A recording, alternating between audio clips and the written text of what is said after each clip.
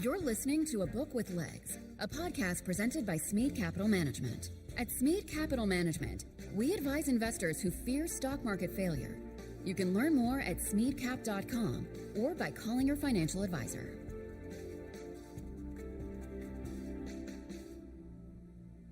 Welcome to A Book with Legs podcast. I'm Cole Smead. I'm the CEO and a portfolio manager here at Smead Capital Management. At our firm, we are readers and book junkies. It can be said that leaders are readers, and we believe books provide us a great source of information for filtering what is and isn't important for us as investors. Investing is the last great liberal art and the best way to spend a lifetime of learning. This podcast is for readers, thinkers, business-minded people, and investors who want to grow their knowledge from great authors and their writing. Charlie Munger often talks about using multiple mental models in analysis.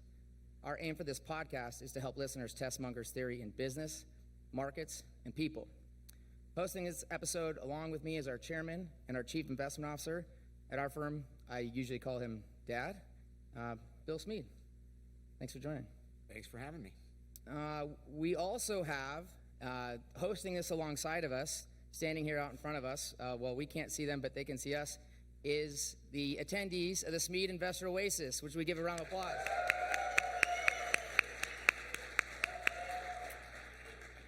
So I'm pretty excited for this, as I know Bill is. We're going to think and discuss about a period of time where government spending was big, societal disorder was common, and inflation was an assumption.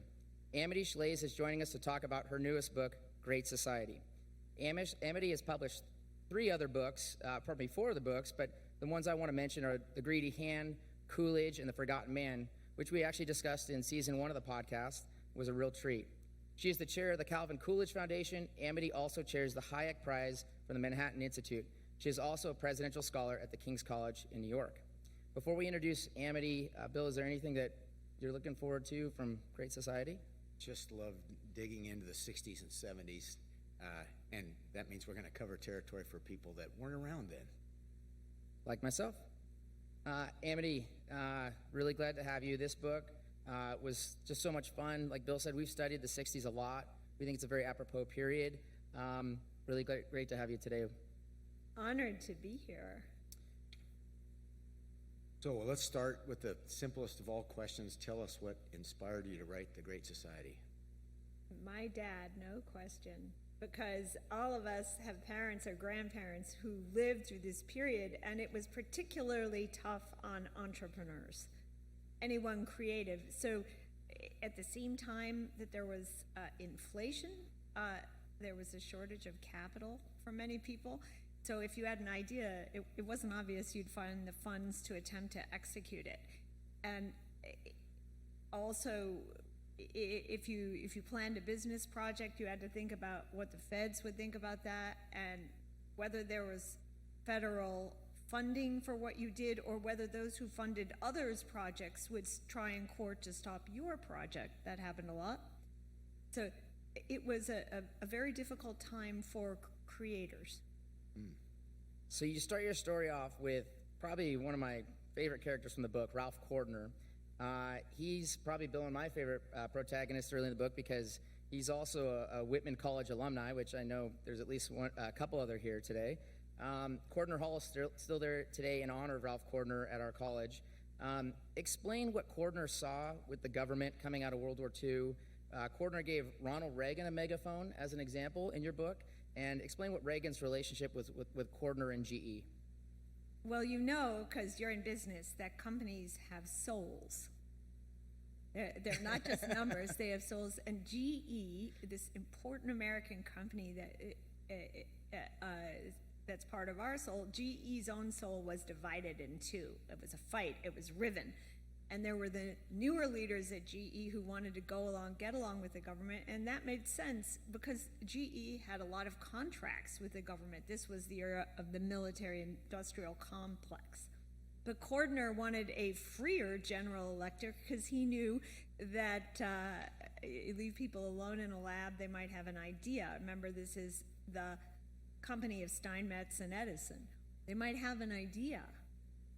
And so he was worried about America, as Ike was, President Eisenhower, that we'd all become part of the military-industrial complex and write software I don't know, for security, sort of like now.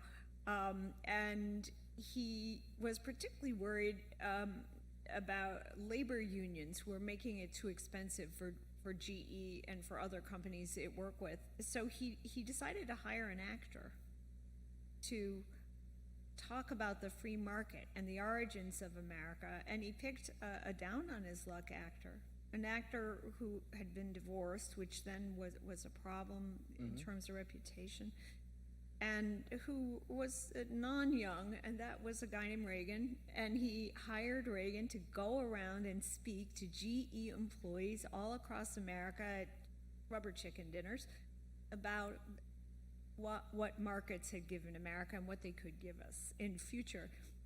This was a godsend to the Reagans, Ronald and his new wife Nancy, because they weren't getting as many acting gigs as they once had, and now they became sort of the show pony of GE.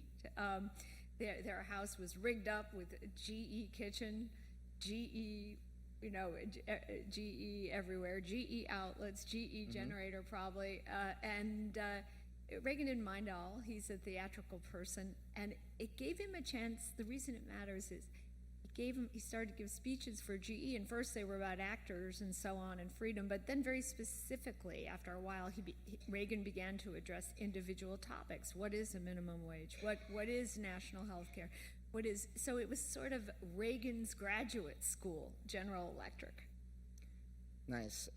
So JFK was advised by John Kenneth Galbraith. In comparison, we're big fans of John Kenneth Galbraith because his book, A Short History of Financial Euphoria, is an excellent book. Brilliant. We have tons of copies at the office if you want one here in the audience. And I just say that because they really built this world of like haves and have-nots versus everyone being at a different part in their life and kind of being a blend of society. Do you look at that as being the kind of the psychology that drove much of the 60s, that idea of have and have-nots? Well, certainly one can learn something from it. From many authors. You don't want to divide your life and say, oh, I only read these authors. I want to read all around, and Galbraith is someone we all love to read.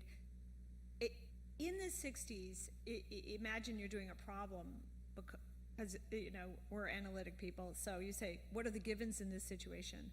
It was given, American prosperity. Given prosperity, what will we do? And so once you have the given of prosperity, then you really pretty quickly commence dividing up the prosperity because you take the prosperity as a given.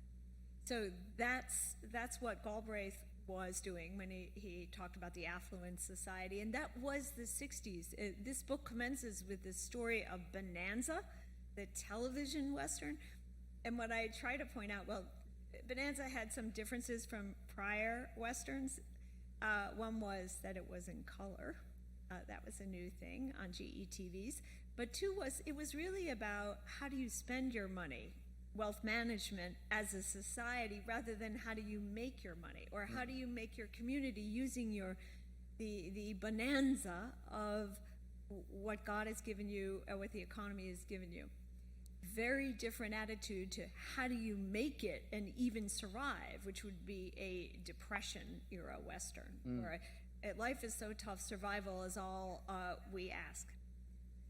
Bonanza was given wealth, what do we do next? And that's the 60s. Cole reminded me it's Ronald Reagan's birthday. Yeah, Reagan's just birthday. very random, sorry. Yeah. I saw Al Stewart in concert at Cordner Hall in 1977 with my college roommate, Bill Way, who's here in the audience. So Reagan is 112? Something like that. Something like that. Yeah. I'm glad you know that. We were trying to figure. Remember his great line in the second debate?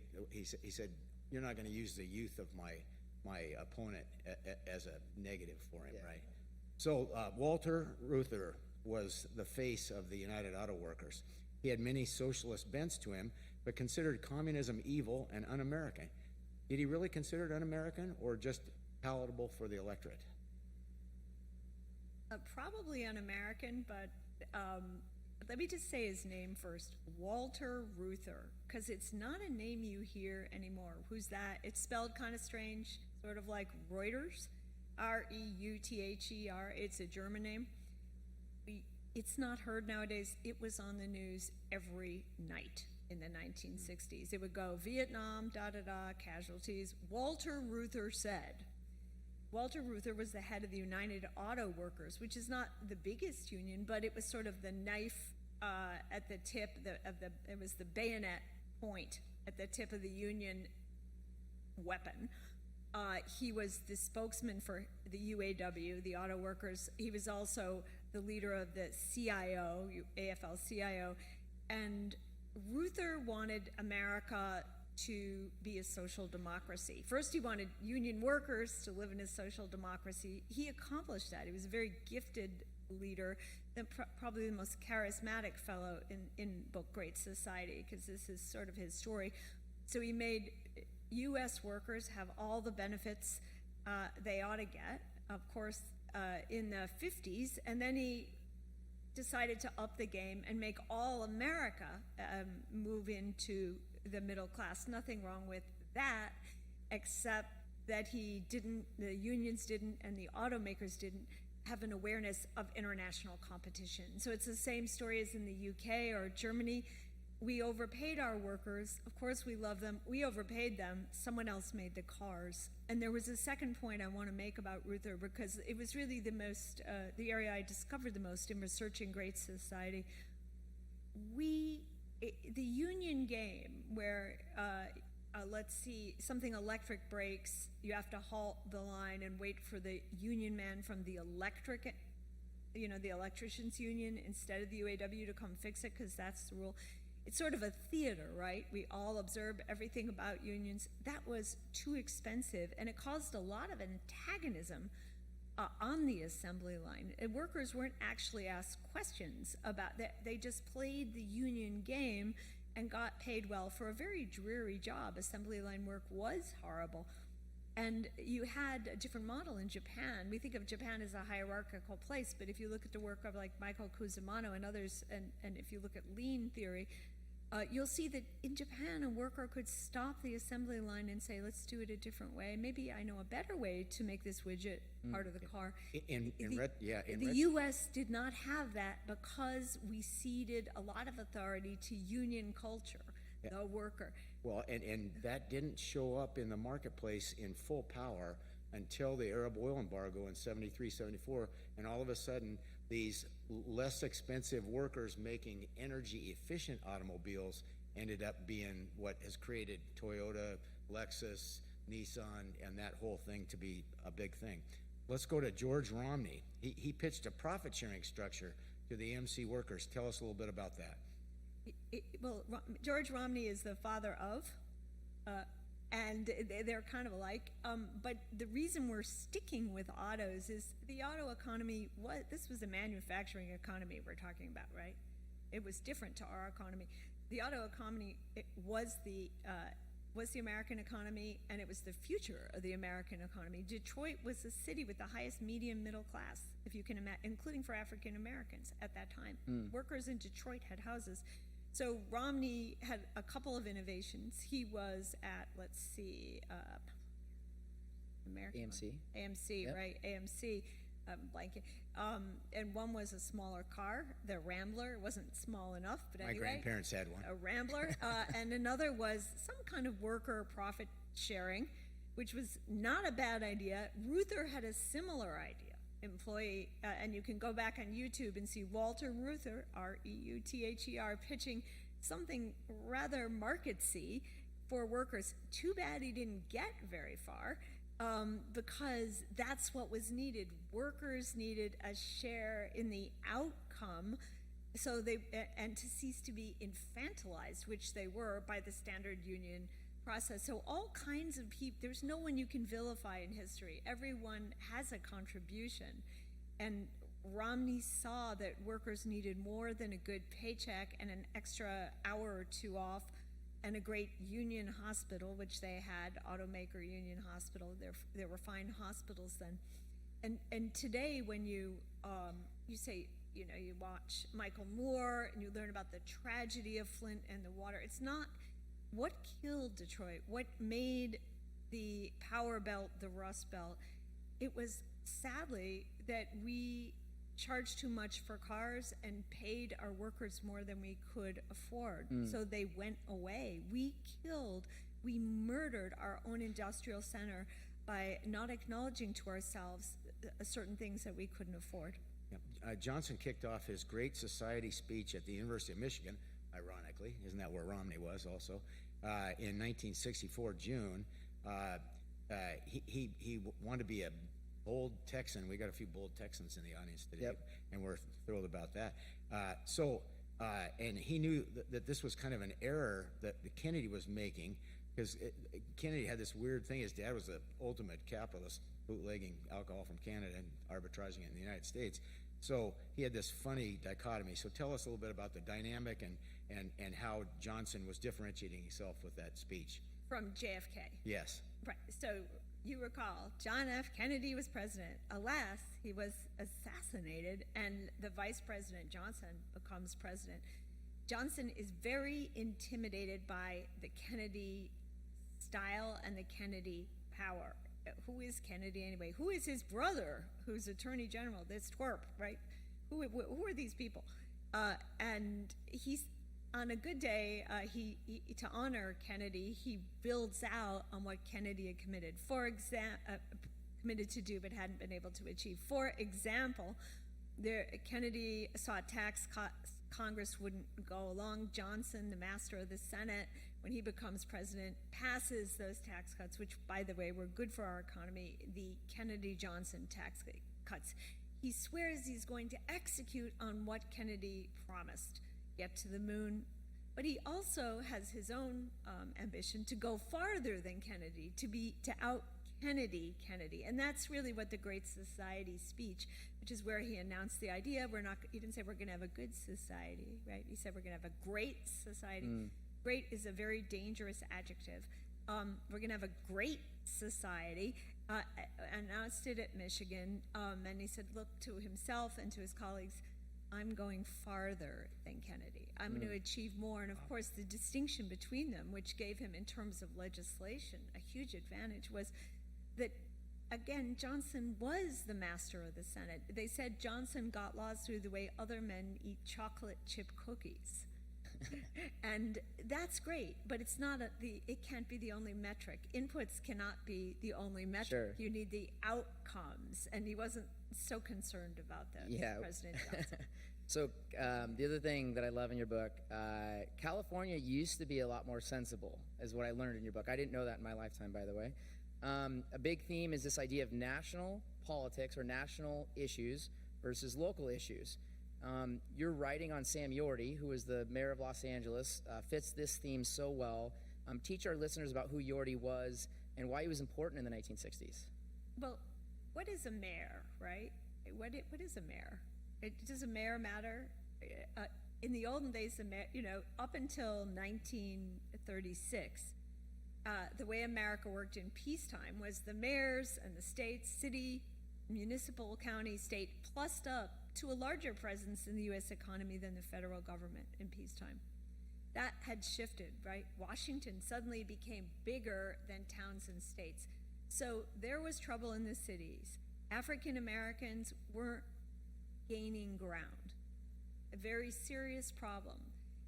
Television came to the cities. African Americans, poor people, disadvantaged people could see that other people were gaining ground. They were angry. Let's start with that. There are many other problems. Yorty was the mayor of Los Angeles, and he had ideas, because he was supposed to be in charge of Los Angeles, on how to fix that. He also applied for federal grants when the Great Society came along, which was Johnson. And the federal, the story that I tell here is, it's like payroll protection or any other grant or any other bid you place with the government. It's an awful lot of paper, an awful lot of weight, an awful lot of slippage between what you're promised and what you get. And slippage is a sign of corruption, right? When it's like a used car dealer. He had people lined up to hire. He intended to hire youth over the summer and have them work in the library. And I don't know, one of the jobs he was going to have was to print out library cards for people. Make work for high schoolers to give them a sense of reading and future. It's not a terrible idea.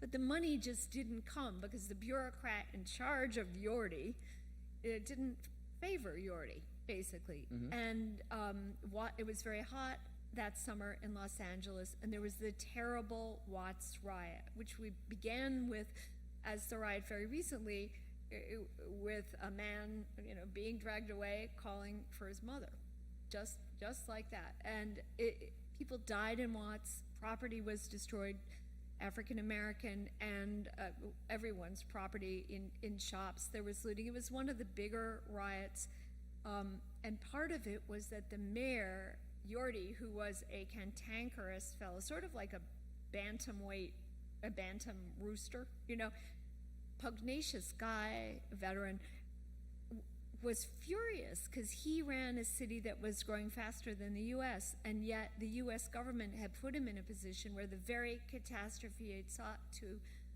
avoid, to prevent, a riot and misery and death, had been visited upon him by this interaction with the federal government. He saw it.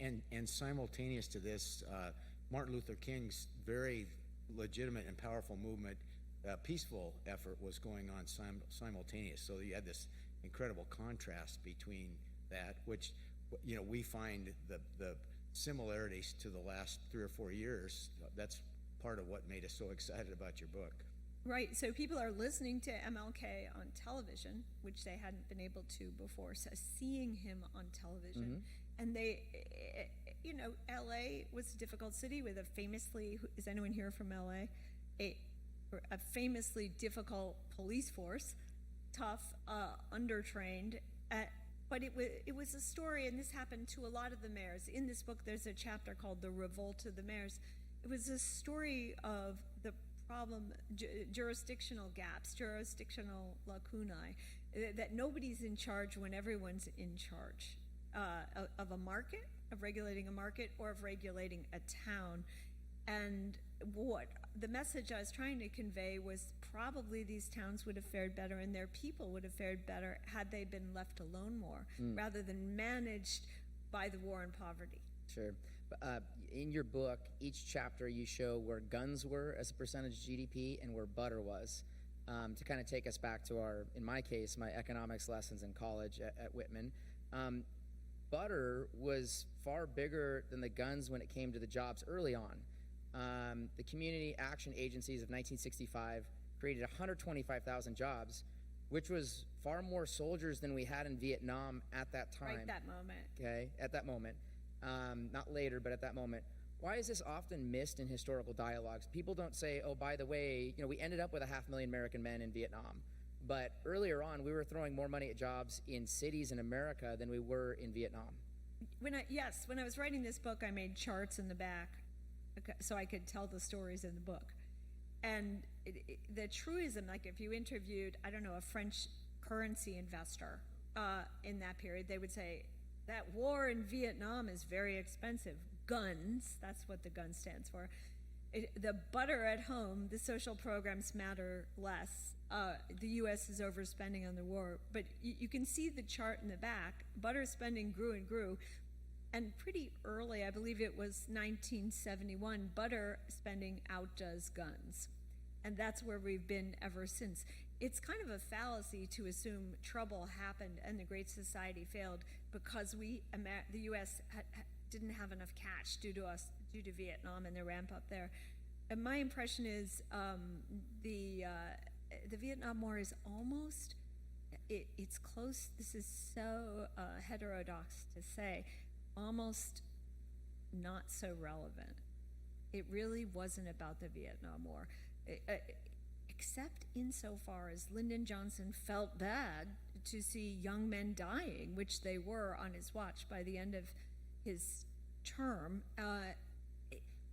The problem was at home, we built ourselves a fantasy that we could afford a social democracy and that would also address our troubles.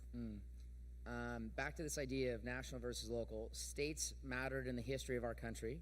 And on a quote from your book here, at the dedication of the Arizona State Stone at the Washington Monument in 1924, President Calvin Coolidge had made a point of insisting that the nation can be inviolate as it insists as much as Arizona is inviolate. It's a very odd sentence to our ears. Coolidge would talk about the United States in plural. The United States are. Why would he do that? Because he was interested in the states. That's older America. The state, right? Europe are. Well, some UK people say that when they get going, right? the EU are, but are, and what he was saying is the United States, our government, is inviolate only insofar as the autonomy of Arizona is inviolate. The only sad thing about the Great Society is one criticizes so much. So I like to praise, and the anti-Great Society president, in a way, the opposite, is Calvin Coolidge back in the 20s, whose centennial is approaching. So if you ever want to see clearly expressed what's right about some U.S. traditions and what's wrong about editing them, you go to Coolidge. He had a homiletic fashion of speaking. He wasn't a preacher, wasn't a trained clergyman, but he'd heard enough sermons that you can hear it in his speeches. Short sentences cut right through to the problem or the value, and he understood very well the United States are inviolate, are strong only insofar as the single state is strong. He also gave a landmark speech called "Have Faith in Massachusetts," by which he meant have faith in your state. Very interesting. This seems sort of otherworldly to us. I don't know, like a fax machine, but it was very real and warrants revisit. Sounds like how Glenn Youngkin got elected governor in Virginia. I was just going to say, the mama bears. It's the person that's closest to the people. The government that's closest to the people is highly more likely to know what's best for that place than someone that is in Washington, D.C. And we're really still dealing with this today because, I mean, the idea of what does the state get to decide versus the federal program. And we've had some large, precedent-breaking Supreme Court cases that have effectively handed it back down to the state in kind of Coolidge's ilk.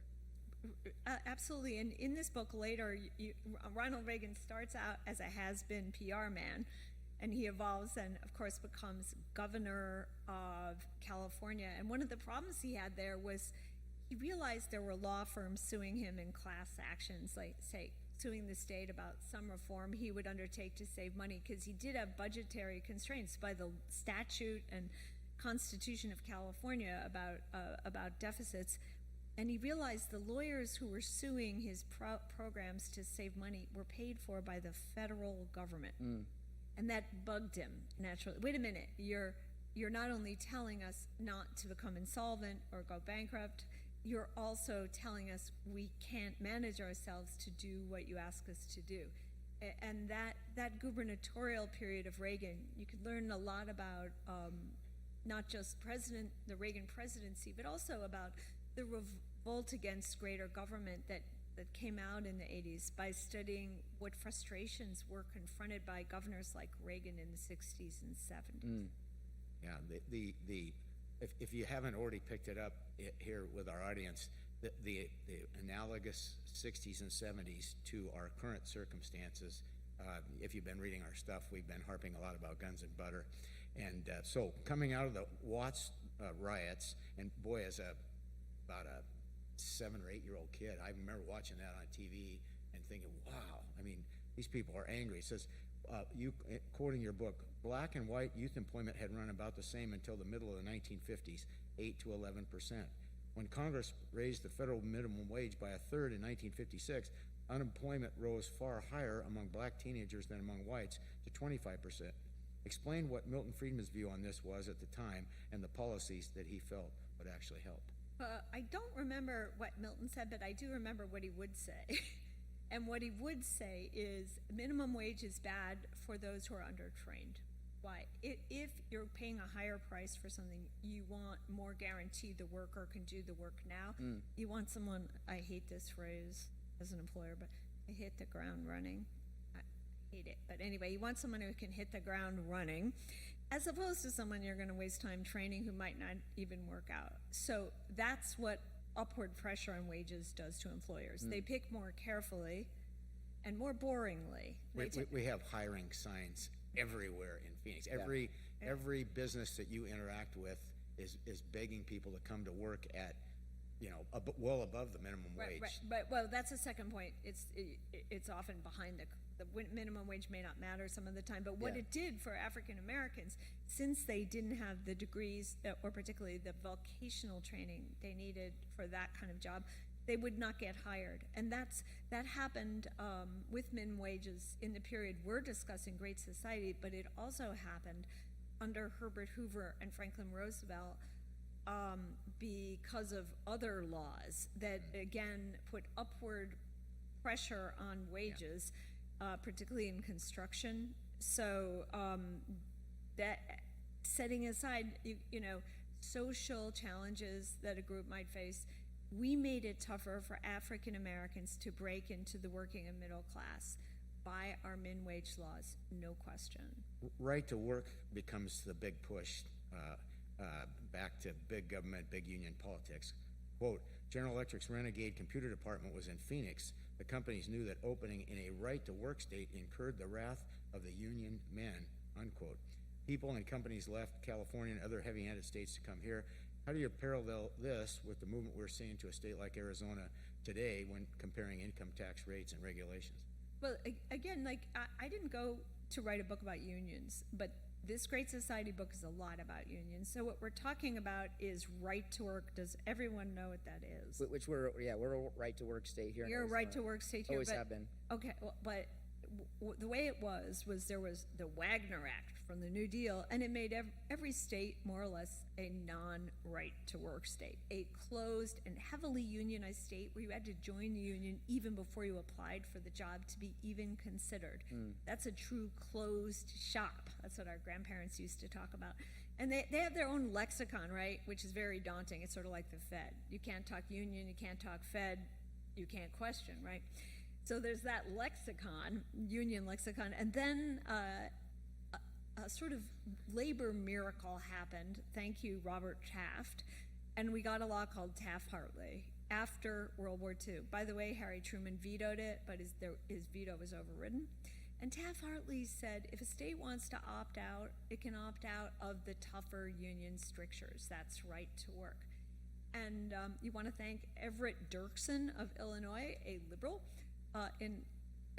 for defending the right to work option.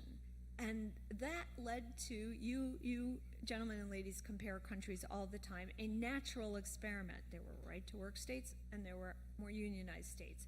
Just like there's Luxembourg and there's Switzerland, and each has an advantage and a disadvantage, right? And you're comparing in real time every second. That's what happened in the US. And we discovered, and there's some charts in the book on this, over the longer term, the non-right to work states didn't do as well. One of my characters in the book says, grass will grow in Pittsfield, by which he means factories will fall apart. If we don't have freer labor, grass did grow in Pittsfield. The labor went here, and the companies went here, of course, first. And Billy Joel sang a song called Allentown. Allentown, right? Yeah. And but the point was, by some sort of legislative accident, and I would say miracle, President Johnson, who was a Democrat, which is the party that doesn't like right to work up to now, was planning to get that ended, that opt-out, right? That opt-out. And he just never got to it. That was because of the Vietnam situation, because it distracted him. The witch, as he called Vietnam, distracted him from the good lady, which was what he wanted to do at home. And that enabled the right to work experiment, the natural experiment among states, to continue and give us extremely strong, powerful data, which you'll see at the back of the book. You talk about the Traitorous Eight and the creation of what we now know as Intel. How much of the boom of Silicon Valley was actually a rebuttal to the lethargic structure of big business and cumbersome wage negotiations of the 1960s? And I think it was a rebuttal. What it was the military-industrial complex, the Traitorous Eight. These are the men who worked in the military-industrial complex and then left it as gifted children at Fairchild, and then, it's a well-known story, I recommend the books of Leslie Berlin, and then founded Intel and a lot of other companies, children who weren't loyal to their company and left and wandered off and created these miraculous, interesting new companies. So I think it wasn't a rebellion against unionism, but I think it was a rebellion against parents and military-industrial complex. Remember, though, you rebel against your parent, and then you end up being that parent, just a different version. Progressive A lot of what the military-industrial complex did was educate these men to the point where they were able to work. Gordon Moore to write the theory and philosophy of the chip. So eminent domain coupled with big government was a bulldozer waiting to be put into gear, is what I took away from your book. You explain that this was destroying black communities under the heading of progress and revitalization. The Supreme Court blessed this, since I like talking my own book. Another Whitman College alum, Justice William O. Douglas, I'm quoting from your book, William O. Douglas stretched the old concept of eminent domain like a rubber band. Public welfare, Douglas wrote, equating public welfare with public use, should be broad and inclusive, end quote.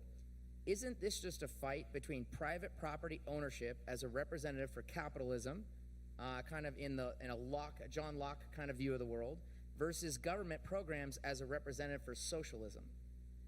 Well, I don't think the socialists know they're being socialist, but the result tends to be socialistic. We can agree on that. Take us much closer.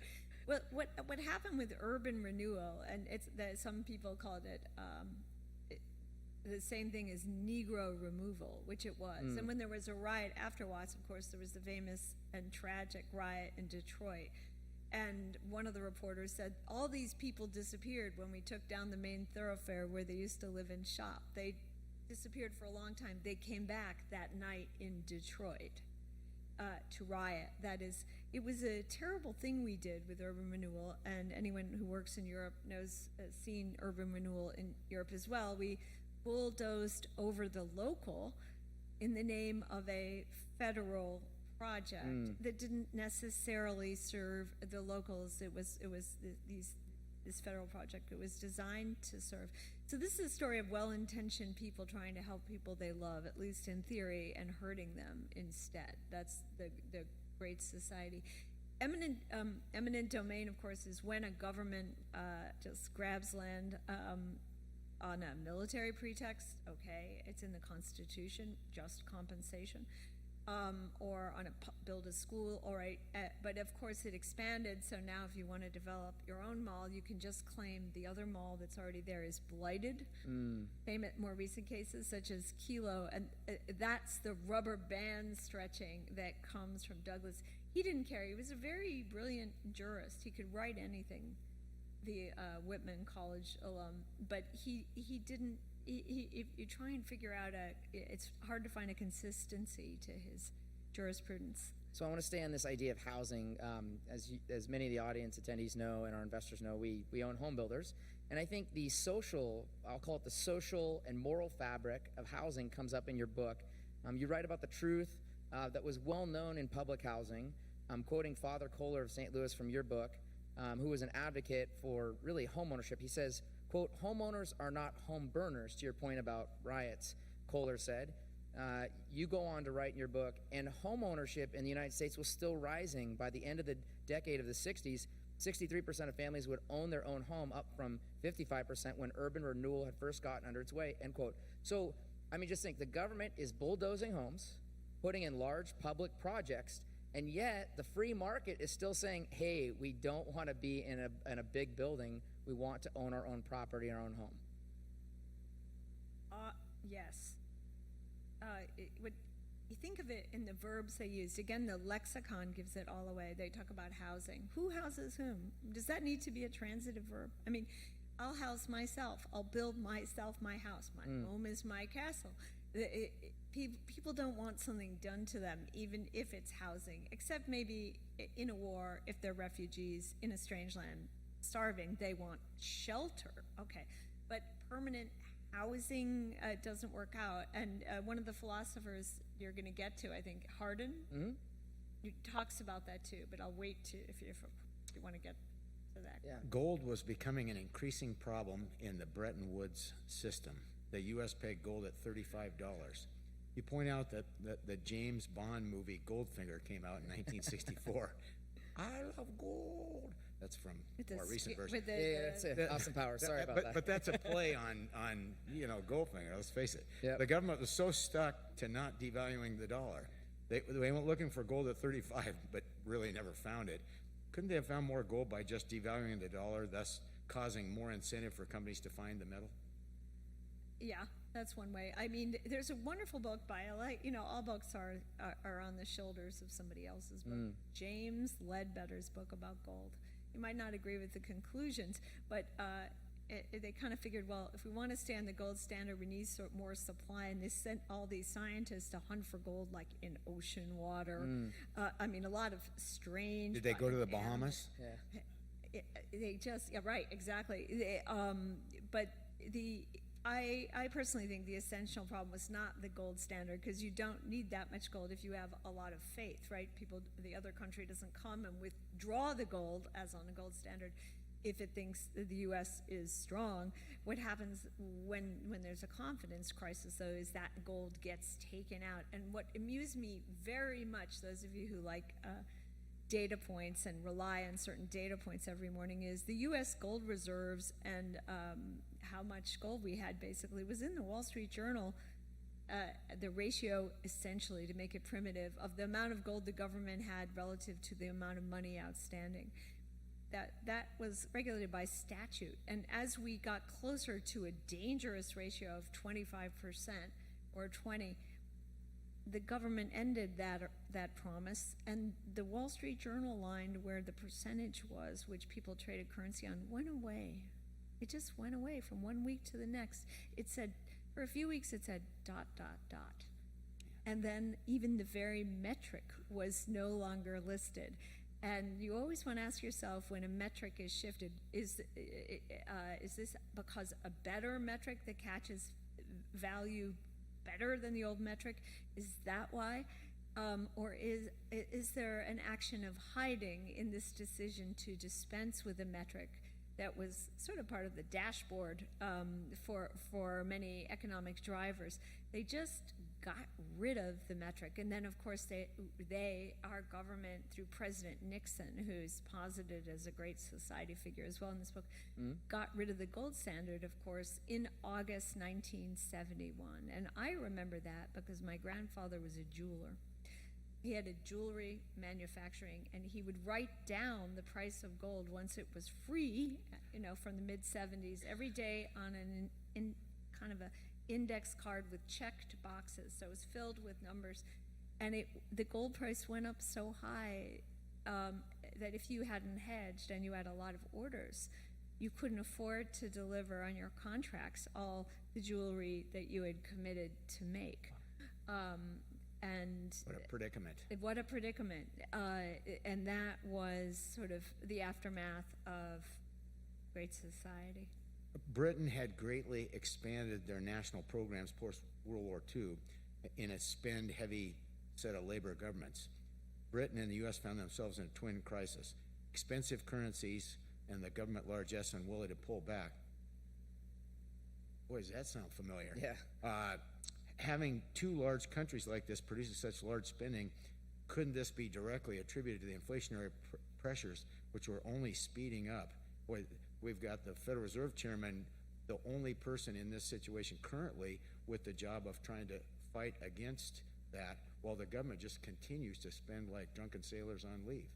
Well, basically Congress abdicates then and now, and the executive, and they say, oh, the Fed will fix this. Someone like Chairman Volcker will come along and be nasty, and he'll take the interest rate up to 20%. If you remember, if you go back and look what interest rate people paid to buy a home in the mid-'80s, it was over 10, right? 13.5 on a state buy down. Right. So you think These boomers, I tell you. that's 1.5. We're not that old. We were sort of youth observing. 1.5 fewer bedrooms in your house. Think of it that way. Or 1.5, 30% less nice automobile. It just cut into what you could acquire. That was the problem. And we have that problem. There are two ways to deal with it's too much money chasing too few goods. So you can cut the money, or you can encourage the goods. particularly the supply of goods, and that's what we failed to do. So if you go back, I think John Cochran's been writing about this in the Journal. I know Larry Kudlow has said it. I said it in an article with Congressman French Hill, one of my favorite congressmen from Arkansas. If you have a tax change that enables business to fare better and to play around and come up with new ideas, new products that do entail productivity gains, then you will have less inflation because there'll be more goods and services to absorb the too much money. It's as simple as that. It's outside Keynesian think, which says spend. It's very different. And even that lexicon is hard to navigate when you're talking to a Keynesian economist. I think I almost heard you say, if you don't let people drill oil, the price is going to go up a lot. Right, that too. Yeah, I mean, but in particular, for firms, we talked about entrepreneurs at the beginning, to find ways to productivity gains, you will absorb the excess money. So Malthusian thinkers became very popular in the 1960s. Garrett Hardin, who you talk about, I have a fellow fraternity brother of mine who we went to college with. I think it was his nephew, oddly enough. So again, your book is just like, you know, it has so many touches to where I live. Old home week. Yeah. So he coined the term the tragedy of the commons, is what he's known for. Depletion is the theme of his thinking. He also peddled abortion out of the idea that we'll never have enough, so we need to abort these children because we're going to deplete everything. The second Malthusian you write about is Paul Ehrlich, which, if you're not aware, he wrote The Population Bomb in the 1970s. The ideas of government-funded birth control and the funding of organizations like Planned Parenthood began with this thinking in the 1960s. Today, we have an abundance of goods that is really unparalleled in the history of the world. Why is it that they've been wrong, and yet they're still credible? They appeal to the fear part of the human brain. They appeal to the fear, right? Okay. It's sort of it is of a piece with. We don't have to debate whether man is causing global warming, but the fear that goes with it, people tend to fall into fear. Their lizard brain overtakes their logic brain. Charlie Munger says use some of that money to just build a seawall. Yeah. Right. Well, you don't have to. So what happened in that period, though, if you go back and read it, they proposed a diaper tax. Let's see, all kinds of weird stuff. They proposed some really weird stuff, and the question is, should not families have the autonomy to decide how many children they're going to have? And here, Ehrlich and Hardin were particularly Ehrlich were saying no, we need a mass control. It was very big brothery, and as you know, the economist Julian Simon fought with Ehrlich, and there's a nice book about that by Sabin of Yale. Anyway, but Hardin is more interesting. I almost called the book The Tragedy of the Commons, because the tragedy of the commons, as Hardin described it, is familiar to us, and it's the essential problem. You share a grazing area. Everyone sends his sheep to graze. The sheep graze away the grass, and everyone's sheep starve. And so, therefore, we must have a shepherd to control the commons and allow grazing from only 10 to 12 and 4 to 6 and get a seeding fund and reseed or whatever, or migrate from area to area to spare some grass. That's the Hardin response, which is management, and of course, in this instance, on a national level. But I think, and that now some economists have won some Nobel Prizes for similar thinking. I think they're right. The tragedy of the commons is weak property rights / community. Yeah. It doesn't have to be a big management from on high. It could be a local brotherhood of sheep owners. It could be property, because if someone owns the commons, he will and derives revenue from the grazing or rent, and he will guard the commons and make sure it's not overgrazed. Same argument, by the way, for the ocean. If it's no one's, it's garbage. Same argument for courtyards in public housing, and I describe one in this book. If no one owns a courtyard, the garbage is there. No one. Same for corners of airports. And you can learn a lot about trust in communities. Sometimes it helps for the community to be homogeneous. Look at Scandinavia on a good day, but sometimes it doesn't. Everyone all picks up his friend's garbage. Sometimes it doesn't. It's a complex problem, but at heart is someone a stakeholder in this commons? Which gets back to that idea of housing, because when you own a house, you're a stakeholder. So let me jump, because I want to. This is kind of a brief story, but I just want you to mention it. My new favorite superhero is Catwoman. I just want you to know that, due to your book. You tell a very intriguing story about Eartha Kitt, who played Catwoman, alongside another Whitman College, my dad wants me to mention, a Beta Theta Pi member, Adam West, as Batman. Tell our listeners quickly about that brief story about Eartha Kitt with President Johnson. Well, she goes to the White House as part of a goodwill initiative, right? Yes, with other women, kind of women doers, I think was the theme. And she gets up to talk, and I'm just trying to remember. Yeah, exactly what she said. I'm looking at. She complains loudly, and she says they're going. The Johnson administration is doing all these things for African Americans. And she's an African-American actress. She's African-American, and she says, you know why you're doing this? Because they're going to be snatched off from their mothers to be shot in Vietnam, which is true enough, right? Because the soldiers and the first lieutenants, those were the ones who took a lot of the casualties. And she said, give us a free ticket not to try for better things. And she made don't give us just welfare, said Eartha Kitt, Catwoman. And Lady Bird almost cried because it was a nice luncheon, and Mrs. Johnson was, of course, upset that her guest was belligerent. And towards the president. Eartha Kitt was basically escorted away from the White House. Yeah, towards their little very... What we needed was for Bubba to start Bubba Gump Shrimp. Yeah. And their little very curated existence of what they thought the Great Society was doing. The White House is a bubble, right? And Eartha Kitt burst it. Creole shrimp.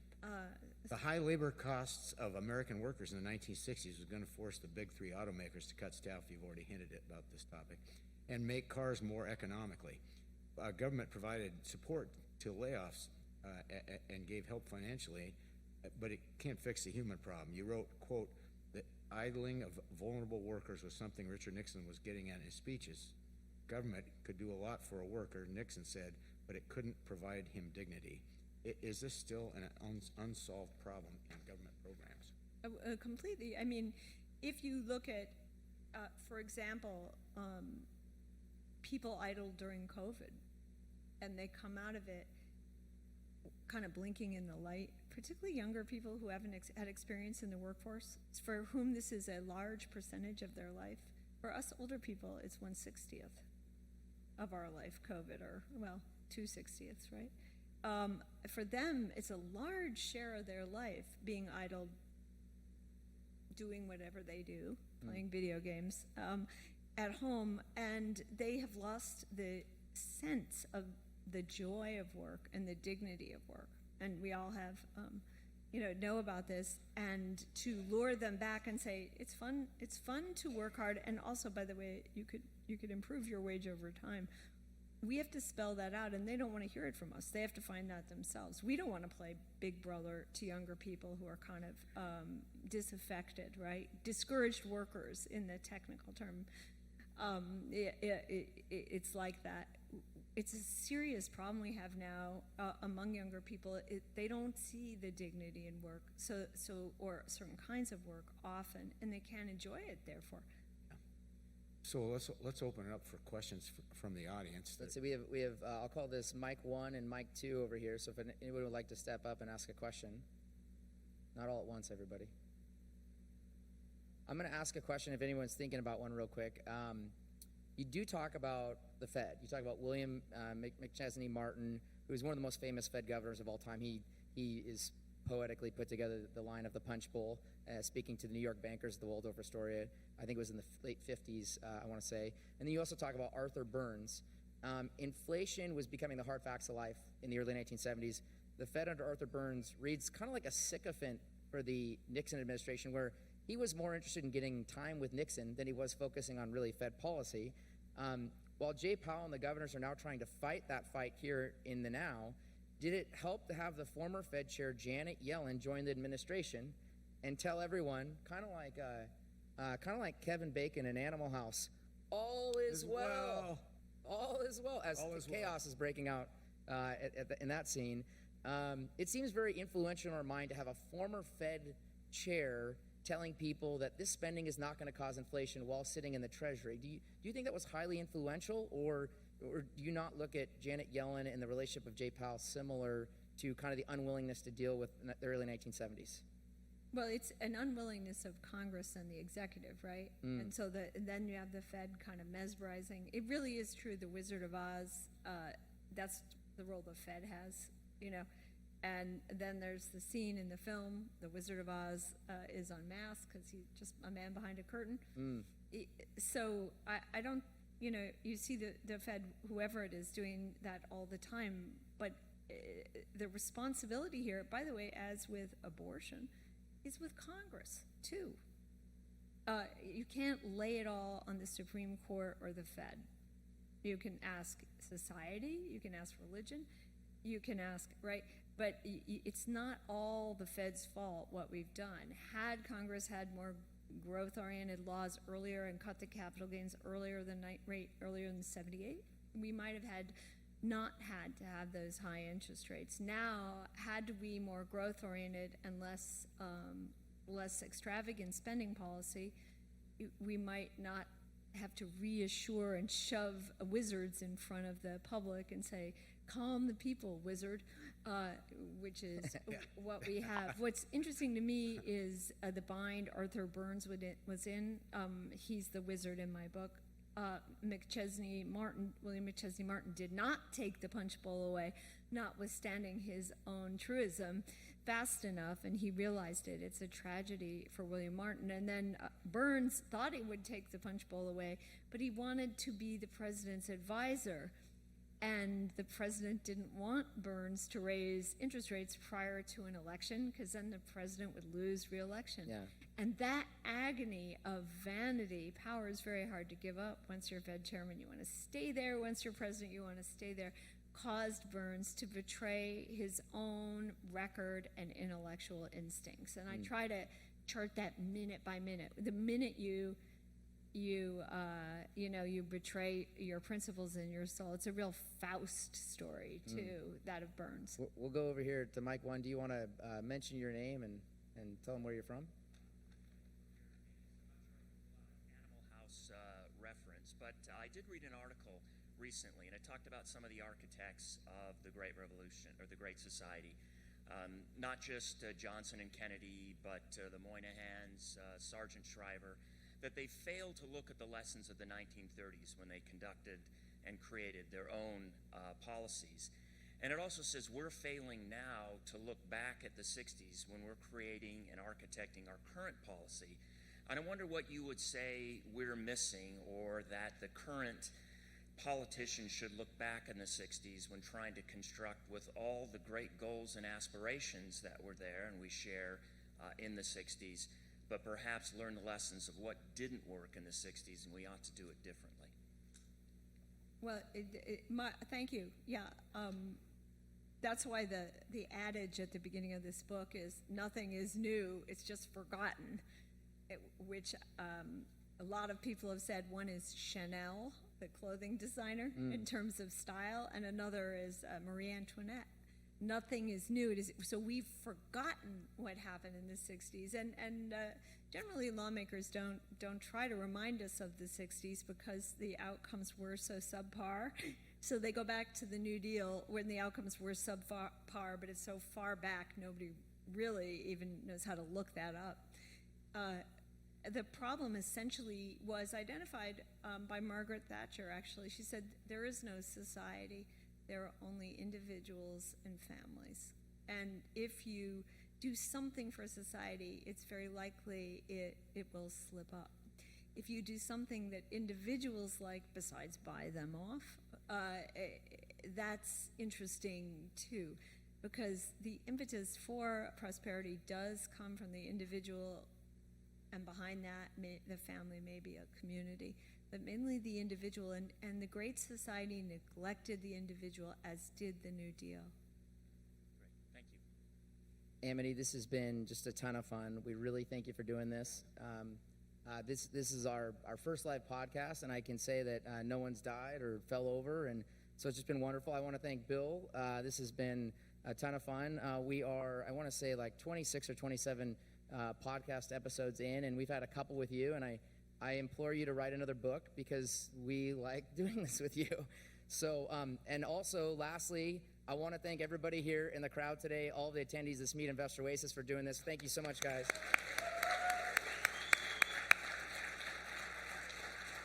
And also, just so everybody knows, you have a copy of Amity's book in the bag you received when you entered. I would highly recommend you get a copy so you can go back home and show her that, show everyone that you met one of the smartest people of all time. Let's see, for the podcast listeners, you should go buy a copy of Amity's book to understand when government spending on both sides of the aisle, coupled with real economic and social problems, can spin out of control. I want to thank everyone here again. I also want to thank our team here that's done this, and for our live audience and our listeners, if you have a great book that you'd like to recommend, email podcast@smeadcap.com. That's podcast@smeadcap.com. Thank you for joining us for a Book with Legs podcast. We look forward to the next episode. Thank you. Thank you for listening to A Book with Legs, a podcast brought to you by Smead Capital Management. The material provided in this podcast is for informational use only and should not be construed as investment advice. You can learn more about Smead Capital Management and its products at smeadcap.com or by calling your financial advisor.